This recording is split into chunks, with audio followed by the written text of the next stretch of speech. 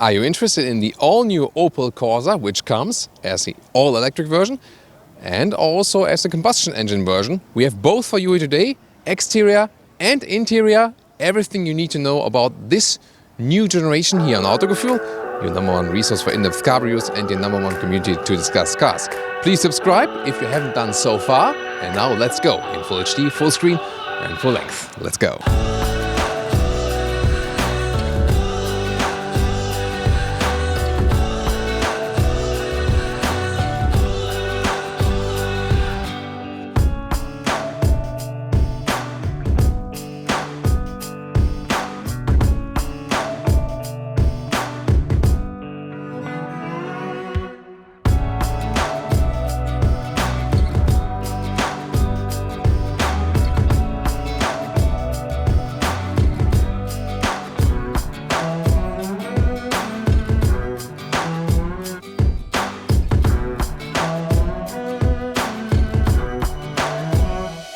We start here with the all-electric version today because from the outside it doesn't look too different. You cannot really directly see that this one here is the Corsa-e, not the generation E, but E for electric. Usually that would be the Corsa F, when you think of generations A, B, C, D, E, F and so on. But this one here, Corsa-e for the electric, then you see the front grille just looks quite normal. The car itself has bigger stance on the road than the predecessor, just a little bit, but still remains with these very round shapes. It is on the same platform than the Peugeot 208. So they share this French platform called CMP. And that's also the reason the 208 also comes all electric, because then you can also use this new electric platform. Soon tell you more about that. In the front also those headlamps here, they come optional with matrix LED, which is quite rare in this very small vehicle segment. So you'll also see some technology upgrades, definitely. So what's your first impression here? And of course, we'll also show you the combustion engine car. Then you can see if it looks different or not. And indeed, already the headlamps from base are LED. It's a special energy-saving LED. And then optional, the matrix LED for more high beam function. 4 meters 06, 160 inches or 13 foot 3 is the total length here of the new Corsa generation. That's just about 3 centimeters longer, so nothing really has changed much in length. But this roofline here is 4.8 centimeters lower, so it's massively lower than before. Of course, this really helps visually. It looks sleeker overall. Here also with the contrasting roof color here in black to this orange color. Then we have 17-inch wheels here, so also in a special electric trim. We know with less wind resistance, a little bit closed off, pretty interesting. And then again, rather round shapes here, a little bit of a dropping line right there over the door handles, some chrome frame in the lower part and this C shape right there, and quite thick C-pillar here at the rear part. So definitely looks more modern than before. And again, the biggest change is the Corsa before looked pretty much upright, a little bit van-alike in comparison to this one here. This one definitely is sleeker, smaller car. And it's not only sleek visually, it's about, one of the, lightest in this segment, just about 1,000 kilograms.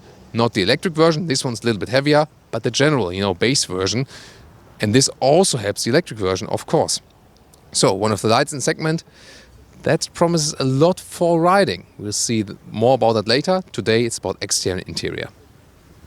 Big change also at the rear, where those headlamps are more horizontally drawn, also in a more dynamic shape, a little bit more sculptural and sportier this whole rear. And talking about braking lights, well, the autonomous emergency brake is standard equipment. That's good, definitely. An option, you can get more assistance systems, a blind spot monitor, for example, or also an adaptive cruise control. So also massive technology upgrade. Then as for the assistance systems, we can expect it, of course, with new vehicles. And yeah, all shut closed off here in the lower part. Really looking forward now to the combustion engine version, if this one will have fake exhaust. Well, the electric version does not have one, so let's also check out the other one. But before that, we'll take a look at this engine hood here and tell you more about the battery version. Well, it looks a little bit like the normal combustion engine, but you can see here those orange high voltage cables indicate that this one here is the electric motor, and fitting also to the orange paint here today, definitely. The battery, you cannot see it here, this one here is the electric motor, which takes the power to the front wheels only, and the battery is placed in the lower part of the car, just in the bottom, to keep the center of gravity low and also centered. And it's a 50 kilowatt hour battery, promising a range of about 330 kilometers. Of course, taking a look in the driving test if this one will be true. And the power output here is around 140 horsepower, makes a sprint of 8 seconds to 100 kilometers or 62 miles an hour, which is again quite decent for such a small vehicle. And if you now already take a look at the base price of the car, which is 14,000 euros for a base combustion engine, it's a very reasonable, affordable car. That's also what the Opel Corsa or Vauxhall Corsa has always been standing for. And here the all-electric version is just over 30,000 in the entry price. I think that's still quite fair. So it could indeed, become one of the people's electric vehicles, because most other EVs on the market so far are very expensive. So this one here could be a new solution. Of course, recharging is always one of the main EV topics, and we have this dummy wall box here today, but let me tell you something about it. You recharge it right here on the left side, driver's side, and there's an 11 kilowatt AC charger and then a 100 kilowatt DC charger. And that's again pretty rare for a small vehicle, so I think pretty cool that they integrated that one, and that one will work pretty fast. And I mean, the battery is just 50 kilowatt hours in comparison to like big those big SUV EVs or something, but this was also a small car, so it's totally fine. I think it's probably the right size for this vehicle, and you always have to think about that they want to keep the price low. And interesting also, I just mentioned the prices. When you go for this one here now, the EV version, the Corsa-e, already comes with a lot of equipment. So it's not like a naked vehicle for this about 30,000 euros. You already get a lot of equipment inside. You can buy it, just from stock as it is. I think it's also a fair decision. And now to the combustion engine version of the new Corsa. And you can see from the exterior, you can see, actually nothing is different, so it could also be the electric version here, just in a different color. Then again, this chrome strip here inside the Opel logo, stronger lower bumper here, because this one here is a sporty trim. Also we can see it on the interior, so pretty interesting. Also here this new Opel Compass, which has this design line which goes straight into this Opel logo in the front, but of course there will also be different colors available. Here in the side profile we can also see 17-inch wheels, but in contrast to the electric one, those ones here are rather open and sporty. This one here is the so-called GS-Line. Yeah, inspired by the GSI badging a little bit. Will there be a true GSI Corsa later on? We'll see about that. But GS-Line, you can see here, more dark and sporty and so on, black mirror caps. And then there's no chrome frame in the lower part, but also black. But this is just, it's not really painted, it's just the rubber part. So a little bit cheap. But again, a sportier, darker look definitely to it. Which one would you prefer? The one you can see here, the GS-Line, or the electric one we've just seen outside? And the rear here of the combustion engine version in the GS-Line, you also have chrome exhaust tips. And yes, those ones are real exhaust. No fake exhaust here whatsoever. I think it's also a good move. So, other than that, this is a three-dimensional sculptural look, definitely. I mean, you will lose some trunk space right here, but then, you have a more three-dimensional look here. But I think maybe a little bit waste here in the space you have here. I really like those tail lamp design. Looks pretty modern overall. So now to the combustion engines. What is very interesting, weight-wise, this low weight is just with this one here, with the combustion engine, so about 1,000 kilograms. The electric version about 1,500, because the battery is so heavy, definitely. So it's just light really when you have the combustion engine, but still when you have the battery, center of gravity is lower, and so it might also be very agile to drive. We'll find out more about that later, definitely. Then here, all about 3 cylinders, definitely.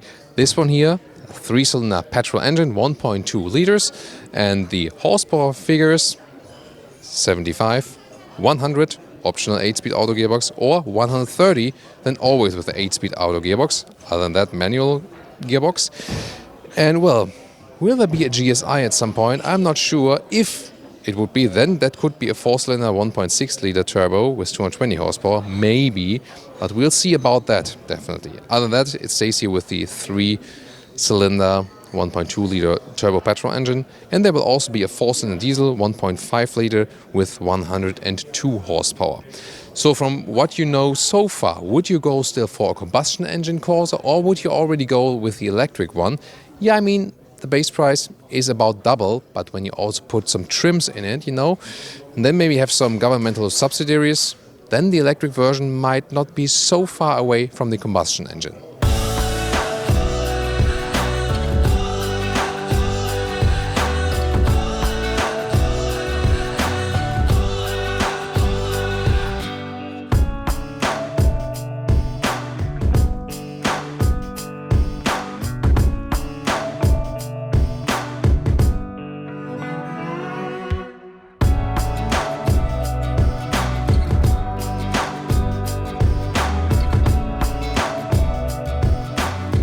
Let's now take a look inside. That's possible for the very first time today.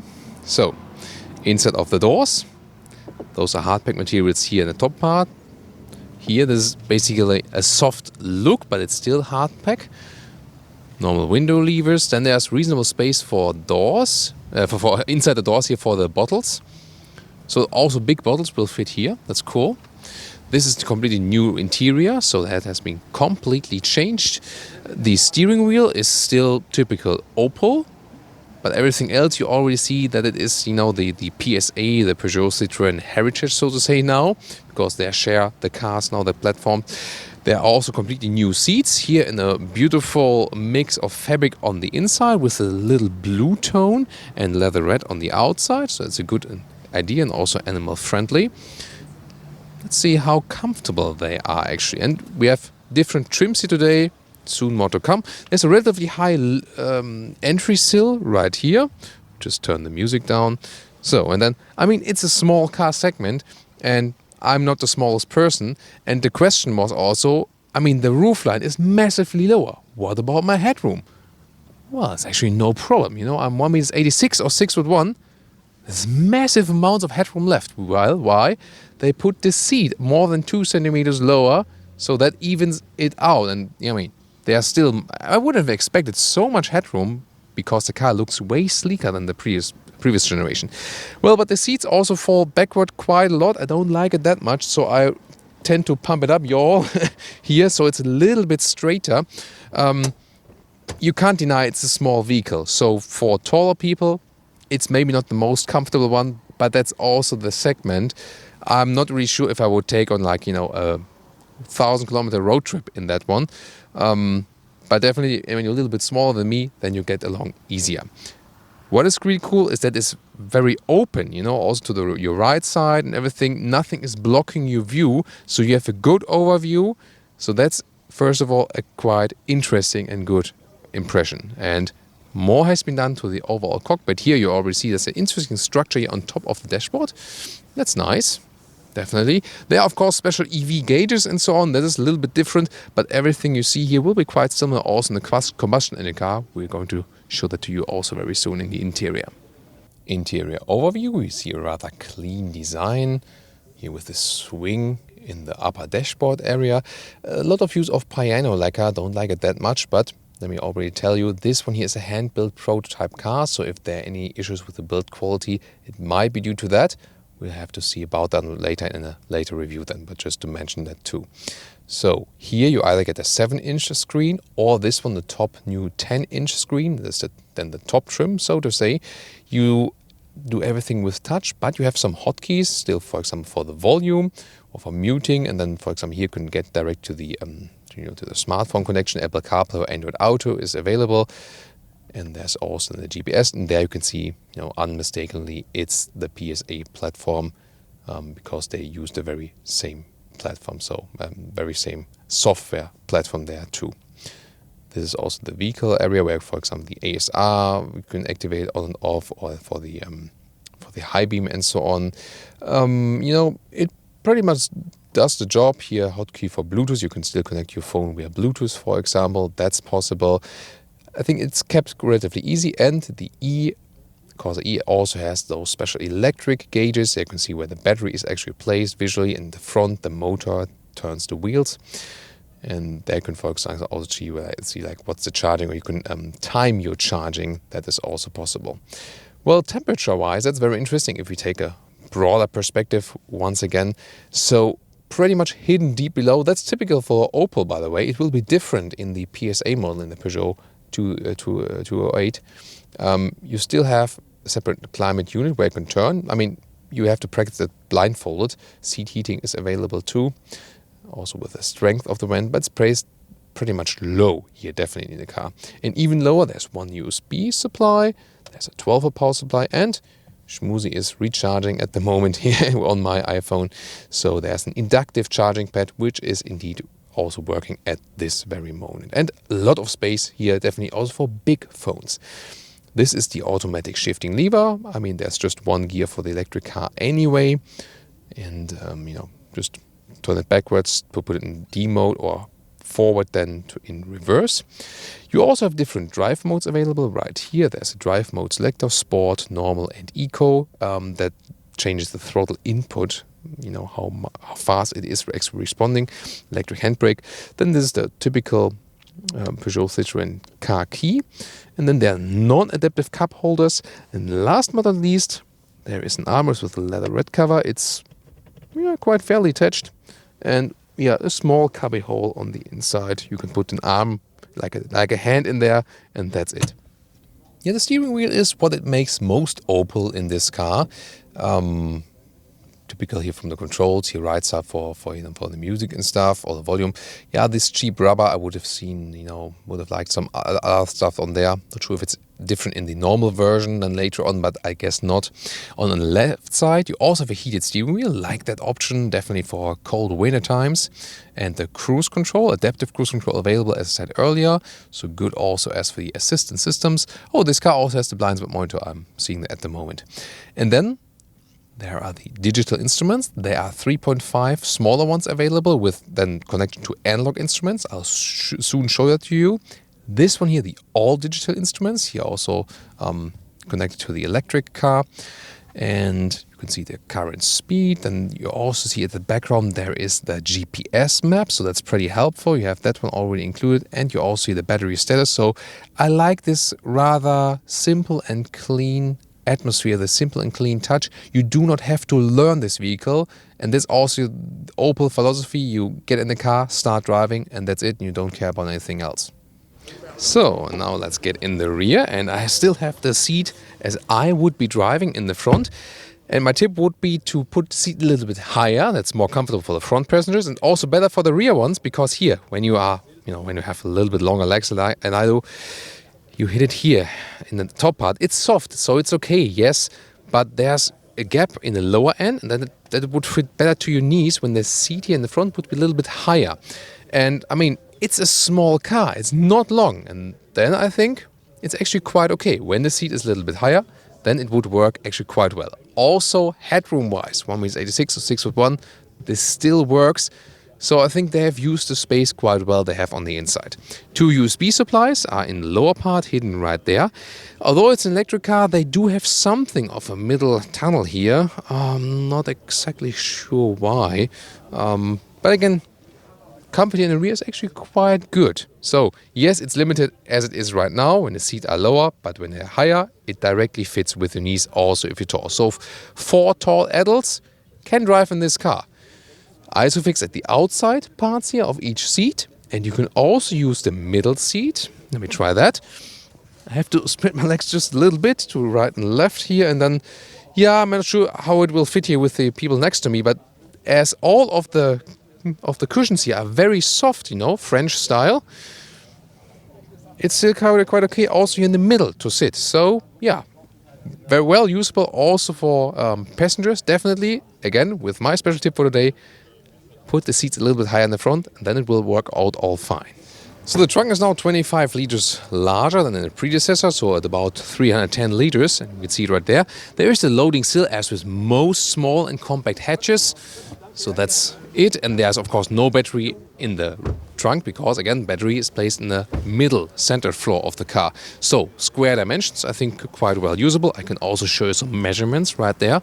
So this one here is in length a little bit less than 70 centimeters in the bottom part, and a little bit less than a meter in width, and the height here is about 50 centimeters. I think you can live with that.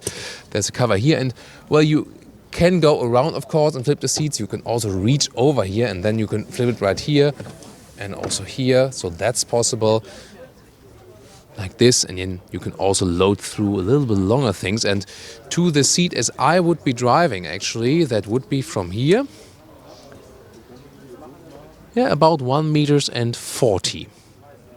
So as I said, everything is pretty much the same, electric and the combustion engine car. It's more about the trim levels. And here the GS trim or GS-Line trim has those sport seats. Also beautiful fabric here in this red racing inspiration. And you can see the top part, there's a wider shoulder area and there's also more support. And the fabric itself is way stiffer than the other one. The other fabric is very soft in the cushion, and this one here pretty stiff. I'll also take a test seat pretty soon. This one, of course, looks racier, looks a little bit cooler, and, you know, they make an impression that they are a little bit wider indeed, also if you're, for example, taller. But you have to be aware that, yeah, the bolstering is really way stiffer. So if you like a lot of stiffer shoulder support in the upper area, then it's good for you. For me now, the first test, so the width of the seat suits me a little bit better. Then again, the softer bolstering of the other seat was, a little bit cozier. So it's a little bit pro and con to me. I'm not exactly sure yet. I think that really has to be decided on the long-term run when we also drive the car for a longer time, for example, which one is better and, does not give you any lower back pain. Because when you have good shoulder support, which takes the weight, like from the upper body, then it sometimes, takes the weight off the lower body, and that can be actually quite good. So the first impression is that the softer seats, the normal seats, are more comfortable, but maybe it will be different when you drive it a little bit longer. We'll see about that. Other than that, you have, for example, here this red contour stripe here, which goes all over the cockpit in a horizontal way.